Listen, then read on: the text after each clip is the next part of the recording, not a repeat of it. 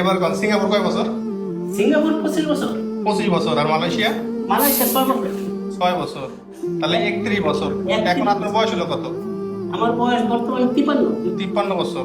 53 বছরে সিঙ্গাপুরে 25 বছর, মালয়েশিয়াতে থেকে গেল 6 বছর, 31 বছর, 53 বছর বয়সে 31 বছর প্রবাসে কাটিয়ে দিচ্ছে। এখনো উনি প্রবাসে আছে, আর কতদিন থাকবে তার কোনো নিশ্চয়তা নাই।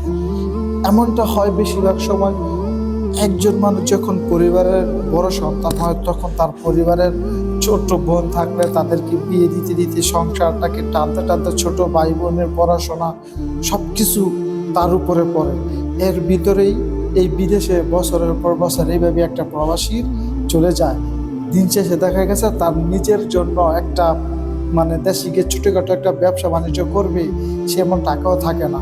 আরেকটা কথা হচ্ছে কি জানেন, একটা প্রবাসী যখন প্রবাস থেকে দেশে যায়, দেশে যাওয়ার পরে সে ওই যে দেশে থাকতে যে কাজটা করতো সেই কাজটা যদি সে পরবর্তী থেকে যদি দেশ ওই কাজটা আবার করতে চায়, তখন মানুষ বলে যে তুমি বিদেশ গেছো কেন, কি করতে?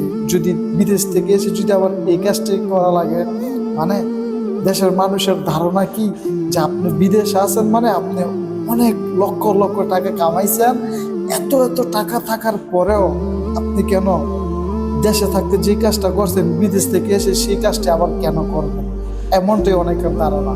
কিন্তু তারা বুঝে না এই প্রবাসে যে কত কষ্ট করে টাকা উপার্জন করতে হয়। আর এই কারণেই একটা প্রবাসী ভাবে যে আমি দেশ গিয়ে করবোটা কি। 5, 10, 15, 20, 25, 30 বছর পরেও অসংখ্য প্রবাসী আছে, তারা এটা ভাবে যে আমি দেশে গিয়ে করবোটা কি। এই যে দেশে গিয়ে করবোটা কি, এর শুধু একটা ভাবনার কারণেই সে প্রবাসে আরো অনেক দিন থাকে। আপনি ভিডিও নিচে কমেন্টস করে যান যে আপনি কোথায় থেকে ভিডিওটা দেখতেছেন এবং আপনি কত বছর হলো আপনার প্রবাস জীবন।